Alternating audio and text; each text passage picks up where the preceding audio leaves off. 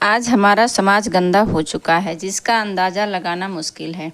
एक अकेली बेसहारा बेबस लाचार लड़की देखी नहीं कि उस पर गंदी नज़र न डाले, ये हो ही नहीं सकता।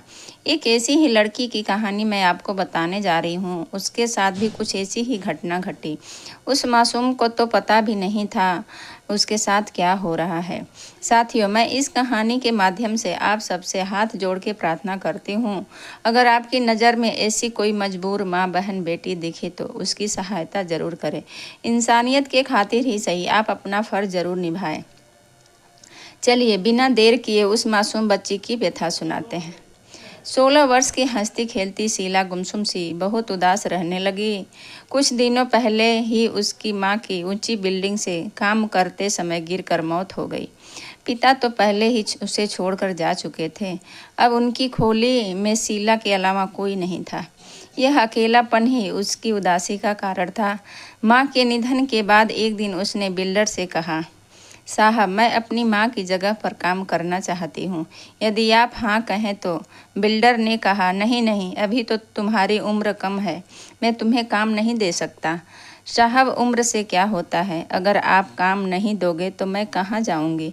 मेरा कोई सहारा नहीं है, तब या तो मुझे भीख मांगना पड़ेगा या फिर दर दर की ठोकरें खाऊंगी। ऐसे में तो लोग मुझे ही नोच नोच कर खा जाएंगे। अगर आप माँ की जगह काम करने दोगे तो मेरी 2 वक्त की रोटी का जुगाड़ हो जाएगा और रहने के लिए यह खोली भी मेरे पास ही रहेगी। भगवान ने पेट दिया है तो उसे भरना तो पड़ेगा ना साहब, शीला ने दुखी मन से कहा। बिल्डर ने भी उसकी मजबूरी को समझकर उसकी हाँ में हाँ मिलाया और बोला, ठीक है, तुम जो भी कह रही हो वह सच ही है। तुम अपनी माँ की जगह काम कर सकती हो, लेकिन कभी कोई उम्र पूछे तो 18 वर्ष ही कहना। वैसे तुम्हारा नाम क्या है? बिल्डर ने पूछा। मेरा नाम शीला है। ठीक है, जाओ, कल से काम पर लग जाना। जी साहब, धन्यवाद आपका। अब शीला अपनी माँ की जगह काम पर जाने लगी। उसके बाजू की खोली में शांता ताई कभी अकेले ही रहती थी। वह भी उसी इमारत में काम करके अपना पेट पालती थी। उनकी एक बेटी थी निर्मला, जिसका विवाह उन्होंने 1 वर्ष पहले ही कर दिया था। शीला काम मिलने के बाद अब खुश रहने लगी। जब कभी उसे समय मिलता वह शांता ताई के पास आना जाना करती रहती थी। शांता ताई भी उसे बहुत पसंद करती थी। शांता ताई को पता चला कि उनकी बेटी निर्मला का पति आए दिन उसे मारता रहता है। माँ का दिल भला फिर कहाँ मानने वाला था, इसलिए वह कुछ दिनों के लिए अपनी बेटी के घर चली गई। उन्होंने सोचा कि वहाँ जाकर उन्हें समझा बुझा कर आऊँगी, शायद बात बन जाए। शांता ताई ने वहाँ जाकर अपने दामाद को बहुत समझाया और अपनी बेटी निर्मला को हिम्मत दिलाकर वह लगभग 10-12 दिन में वापस आई। वापस आने के बाद कुछ ही दिनों में उन्होंने महसूस किया कि शीला बदल गई है। अब वह बिल्कुल पहले जैसी नहीं है। उसकी हंसी खुशी मानो उसे तन्हा छोड़कर कहीं चली गई है। उदासी उसकी नई साथी बन गई है। एक दिन उन्होंने शीला से पूछा, शीला, क्या कोई परेशानी है? तुम इतनी उदास क्यों हो? सब ठीक तो है ना? हाँ हाँ शांता ताई, सब ठीक है, बस माँ की याद आ जाती है, इसलिए मन उदास हो जाता है। बेटा, माँ की याद आना तो स्वाभाविक ही है, पर कब तक इस तरह दुखी और उदास रहोगी? वह तो हमारे मालिक बहुत अच्छे हैं, जो तुम्हारी उम्र कम होने के बाद भी उन्होंने तुम्हें काम पर रख लिया, वरना दुख में कौन साथ देता है। हमारे मालिक बड़े दयालु हैं, भगवान उन्हें सुखी रखें। शीला चुपचाप ताई की बातें सुनती रही, फिर बिना कुछ बोले वहाँ से अपनी खोली में चली गई। शांता ताई मन ही मन सोच रही थी, बच्ची है, नादान है, माँ के जाने का गम अब तक भूल नहीं पा रही है। फिर आदत भी तो नहीं है ईंट उठाकर ऊपर तक लेकर जाने की। बेचारी थक भी तो जाती होगी। धीरे धीरे 5 माह गुजर गए। अब शीला का शरीर बदल रहा था। वह साड़ी का पल्लू लेकर अपने पेट को छुपा लेती थी, लेकिन बाजू में रह रही अनुभवी शांता ताई समझ गई कि दाल में कुछ काला है। शीला की उदासी का कारण माँ नहीं, कुछ और ही है। शांता ताई ने शीला को ध्यान से देखा और वह यह भी समझ गई कि इस बात को छिपाकर इसका अंत कर सके वह समय बीत चुका है। अब कुछ नहीं हो सकता। शीला से इस बारे में कुछ भी पूछने की हिम्मत वह जुटा नहीं पा रही थी, लेकिन वह शीला का ध्यान जरूर रखने लगी। वह समझती थी कि अकेली नादान बच्ची है, जरूर किसी ने उसे बहला फुसला कर उसके साथ यह पाप किया है। भगवान उस पापी को कभी माफ़ नहीं करेंगे। आखिर एक दिन शांता ताई ने शीला से पूछ ही लिया, बिटिया कौन है वह, उसका नाम बता दो तो उसके साथ तुम्हारा ब्याह करवा देती हूँ। शीला ने इस प्रश्न का उत्तर नहीं दिया। ताई ने कई बार कोशिश की उस व्यक्ति का नाम जानने की, पर शीला ने अपने होठों को मानो सुई धागे से सील ही लिया था। शांता ताई पूछ पूछ कर हार गई, किंतु शीला के होठों का एक टांका भी वह खोल न पाई। गर्भवती शीला ईंटों से भरी तगाड़ी सर पर लेकर सीढ़ियाँ चढ़ती और उतरती रही। समय बीतता गया। हंसती खेलती शीला का अल्हड़पन जाने कहाँ गुम हो गया। माँ बनने की उम्र नहीं थी उसकी, लेकिन किसी ने उसकी गरीबी का फायदा उठाकर वक्त से पहले उसे इस मुकाम पर लाकर छोड़ दिया, वह भी सिर्फ कुछ पलों के अपने स्वार्थ के लिए। ईंटों की तगाड़ी ऊपर ले जाते समय एक दिन शीला को प्रसव पीड़ा शुरू हो गई। वह वहीं पर तगाड़ी छोड़कर किसी तरह से अपनी खोली में आई। सीढ़ियों पर ईंट की तगाड़ी पड़ी देखकर शांता ताई का माथा ठनका। उन्होंने इधर उधर देखा तो शीला उन्हें कहीं दिखाई नहीं दी। वह तुरंत ही खोली पर आई। वहां आकर उन्होंने देखा शीला प्रसव पीड़ा से कराह रही थी। अपने अनुभव का पूरा जोर लगाकर उन्होंने कमसीन शीला की सफलतापूर्वक डिलीवरी करा दी। शीला ने एक बेटे को जन्म दिया जो कि बहुत ही कमज़ोर था। शांता ताई ने माँ की तरह शीला को संभाला, उसका पूरा ख्याल रखा। देखते देखते 1 महीना गुजर गया।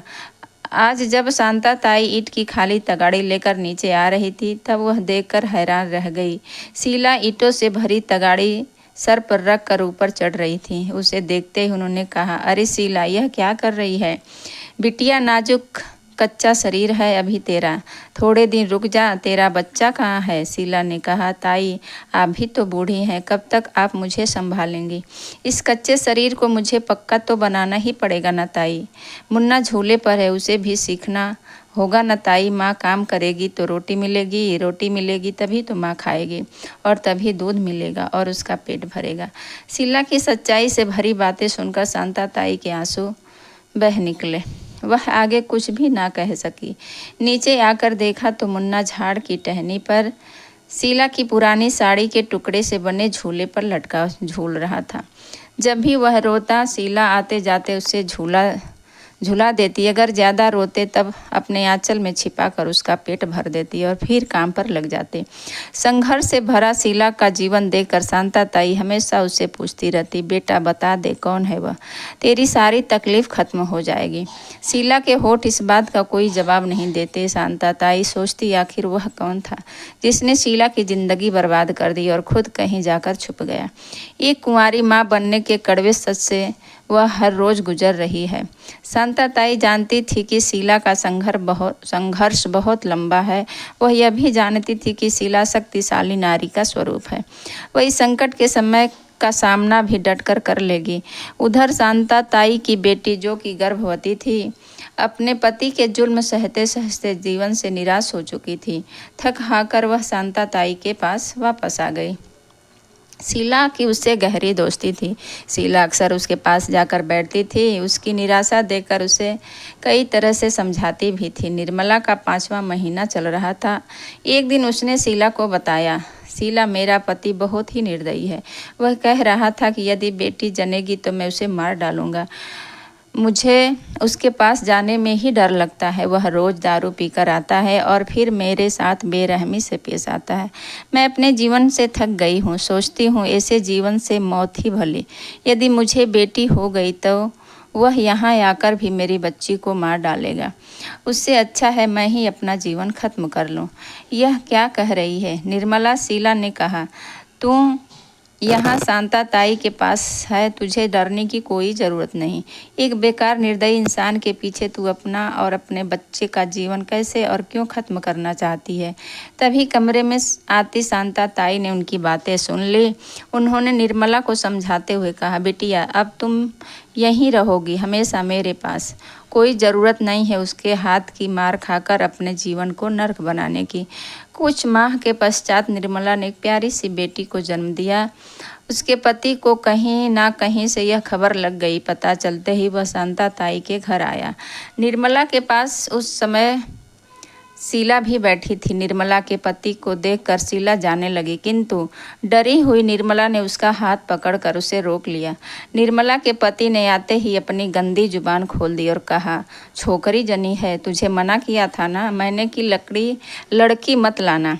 इतना कहते हुए उसने शीला की तरफ देखते हुए कहा, जानती नहीं क्या तू, लड़कियां मुंह काला करवा देती हैं। शीला यह ताना सुनकर खून का घूंट पीकर रह गई। निर्मला उसकी बातें सुनकर रोने लगी। इतने में वहाँ शांता ताई भी आ गई। अपनी बेटी को रोता देखकर और उसके पति की इस तरह की बातें सुनकर उनका गुस्सा 7वें आसमान पर था। उन्होंने उसे धक्के मार कर खोली से बाहर निकालते हुए कहा, इसके बाद मेरे घर की तरफ कदम भी मत रखना और मेरी बेटी की तरफ नज़र उठाकर भी मत देखना, वरना पुलिस को बुलाकर तुझे अंदर करवा दूंगी। पुलिस का नाम सुनकर वह डर गया और वहाँ से चला गया। निर्मला फूट फूट कर रो रही थी और कह रही थी, अब मैं क्या करूँगी, कैसे पालूंगी इसे, मुझ में इतनी ताकत नहीं है। शीला ने अपनी गोदी में खेलते हुए अपने छोटे से बेटे को दिखाते हुए कहा, निर्मला यह देख, तेरे पास तेरी बेटी के पिता का नाम तो है, शांता ताई भी है, मेरे पास तो इसके पिता का नाम भी नहीं है, आगे पीछे भी कोई नहीं है। जो जीवन प्रभु ने दिया है हमें उसे पूरा जीवन जीना चाहिए, चाहे कितने भी दुख तकलीफ क्यों ना हो। जिसने मेरे अल्हड़पन का नाजायज़ फ़ायदा उठाकर मुझे कुंवारी माँ बनाकर छोड़ दिया, मैं तो जीवन में कभी अपने होठों पर उसका गंदा नाम तक नहीं आने देती। मैं उस इंसान से नफ़रत करती हूँ, फिर अपने बेटे को उसका नाम देने की बात तो बहुत दूर है। तुम्हारे पति ने तो जो ताना मुझे दिया, ऐसे तानों को मैं कई बार शिकार हुई हूँ। मेरी मर्जी के खिलाफ उसने मुझ पर ज़बरदस्ती की थी, मैं कुछ ना कर पाई। तुम ही बताओ निर्मला, इसमें मेरी क्या गलती थी। उस दिन शांता ताई खोली में नहीं थी, वह तुम्हारे गांव आई हुई थी और मैं अकेली थी। वह रात को आया और उसने बेरहमी से मुझे अपना शिकार बनाया। मैं रोती रही, गिड़गिड़ाती रही, किंतु उस पर कोई असर नहीं हुआ। ऐसा लग रहा था मानो मेरा शरीर उसी का है। वह इस तरह से मेरा चीर हरण कर रहा था। अपनी हवस शांत करने के बाद वह मेरे पास फिर कभी नहीं आया, किंतु अपनी निशानी मुझे दे गया। मैं तो जल्दी समझ भी ना पाई कि मेरे अंदर कोई है। किसी ने आकार लेना शुरू कर दिया है। निर्मला, जो कुछ भी मेरे साथ हुआ किसी और के साथ कभी ना हो। बिना मेरी गलती के लोग मुझे उल्टा कहना शुरू कर दिया, चरित्रहीन भी कहा।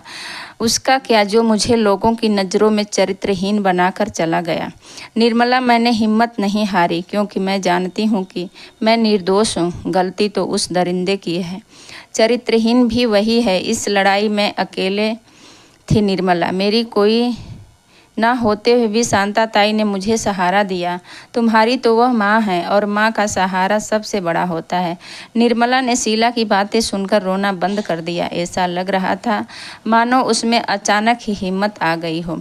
वह शीला की हिम्मत और जज्बा देखकर हैरान थी। निर्मला आश्चर्यचकित होकर शीला को देखे जा रही थी। अपने दामाद को भगाने के बाद बाहर खड़ी शांता ताई ने आज पहली बार शीला के मुंह से उस सच्चाई को जाना जिसे उसने अपने सीने में छिपा कर रखा था। यह सब सुनकर वह अपने आंसुओं को रोक नहीं पा रही थी, क्योंकि मन ही मन तो वह भी कहीं ना कहीं शीला को ही इस गलती की गुनहगार मानती थी। वह आज इस बात का पश्चाताप कर रही थी कि एक यह पहलू भी तो हो सकता था जिसके बारे में उसने कभी सोचा ही नहीं। नारी होकर भी उसने सीधे नारी को ही शक के कटघरे में खड़ा किया। शीला ने अपनी सकारात्मक विचारधारा से निराश निर्मला को जीने की एक नई राह दिखा दी। निर्मला ने पूछा, शीला, तुम इतनी हिम्मत आखिर आई कैसे? निर्मला, मेरा भी मन हुआ था कि जाकर किसी कुएं तालाब में कूद जाऊंगा, फिर इस बच्ची को ही मार डालूं, लेकिन मैंने खुद ही अपने आप को संभाला। मैंने सोचा भगवान ने मेरी कोख में एक जान डाली है, उनकी सांसों को ख़त्म करने का हक भी उन्हीं को है, मुझे नहीं। मैं इसे मारकर हत्यारा नहीं बनना चाहती थी, खुद को मारकर दुनिया से हारना नहीं चाहती थी। मैं चाहती ना निर्मला तो यहाँ से कहीं दूर भाग सकती थी, लेकिन मैंने ऐसा नहीं किया। जिसने मेरे साथ यह किया, मैं उसे यह दिखाना चाहती थी कि उसके 2 पल के आनंद के लिए उसने मुझे जीवन भर की कितनी वेदना दी है। मुझे और मेरे बच्चे को देखकर शायद उसके मन में दर्द हो और आगे से वह किसी गरीब मुझ जैसी किसी और शीला को कुंवारी माँ ना बनाए। मुझे और इस प्यारे से बच्चे को देखकर उसे हमेशा वही 2 पल याद आए जिसमें उसने एक गरीब की दया की भीख को जूती तले ठुकराया था।